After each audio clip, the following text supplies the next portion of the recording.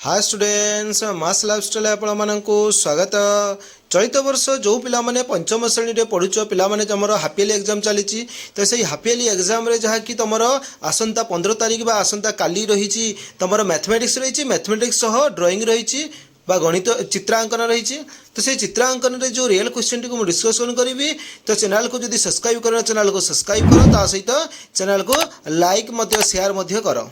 देख आमर 1 नंबर कौन रही है को देखा आम 1 नंबर रही देख अधा चित्रटी को संपूर्ण कर जमी चित्र अधा कर दिखाई से चित्र को संपूर्ण कर 15 मार्क रही भल कर रंग देव और रंगोली भाया देखा से रंगोली भाया भल कर सजैब चित्रांकन कर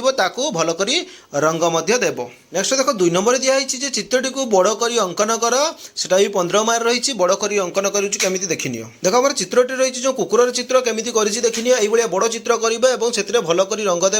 कला बा तुम ब्राउन कलर रंग देव तेल भल कर रंग देले तो निश्चित भाव में 15 मार्क पाइब देखनी। आमर नेक्स्ट चित्र रही कौन देखा नेक्स्ट रही देख आम 3 नंबर चित्रटी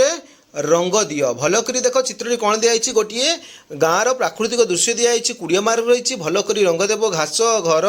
गछलता पहाड़ पर्वत रही सहित डंगा रही नदी रही ये भल कर रंग देले तुम